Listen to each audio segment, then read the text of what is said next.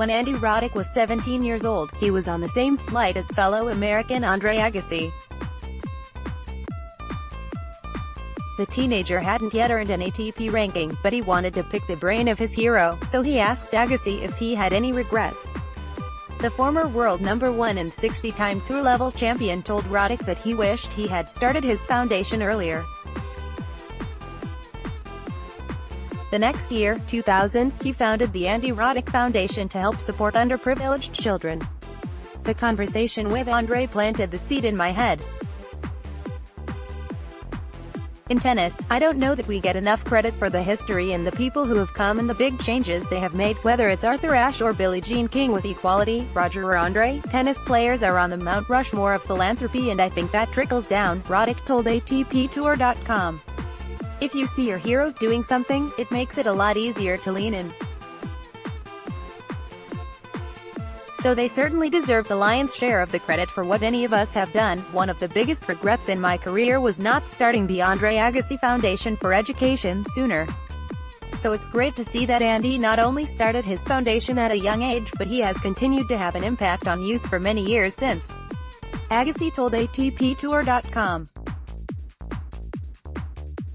Tennis gave me a great platform, and I'm blessed to be able to make a difference in children's lives.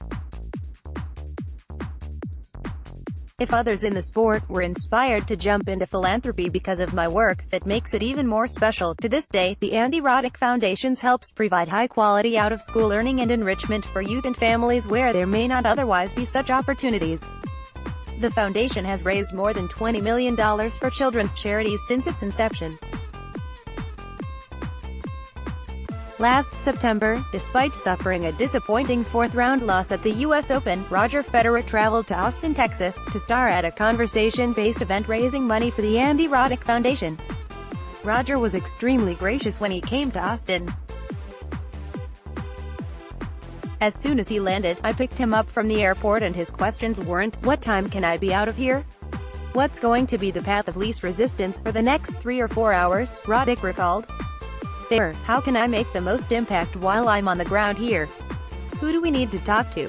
What are the important messages we need to get out about the foundation?" So his questions about how he could be best used for the day were very impressive and appreciated, and he was so gracious throughout the afternoon. We were lucky to have him, and it was nice seeing my former life and current life live in unity for a day. It's been more than 6.5 years since Roddick retired at the 2012 U.S. Open. But he is still working hard, just not on the tennis court. Instead, his efforts are dedicated towards helping kids and their families. I think tennis is a bit more of a self-serving endeavor. Each day it's a little bit more selfish. You have your coaches, your trainers, your team around you. You want to create your schedule so it's almost like you're a planet and you have this little orbit going on around you at all times, Roddick said. The foundation work is completely the opposite. You're looking a little bit more outwards than inwards. But it does take a certain drive, it does take planning, it does take goal setting, so there are some similarities. But the day-to-day I think are very different. Roddick's life has also fundamentally changed since his days competing on the ATP Tour. Roddick's wife Brooklyn Decker has since given birth to 2 children. So while their first child, Hank, was born 15 years after the foundation was created, the work it does has resonated even more since.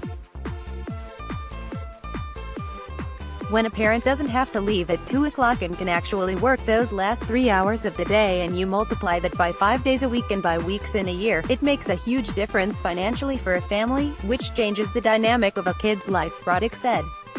That certainly wasn't the motivation when we started, and like I said, it is an unintended consequence, but it's also something I really championed when talking to out-of-school time programs and the difference it could make. Learn more about the Andy Roddick Foundation. Learn about Bruncheon in Austin on the 4th of May.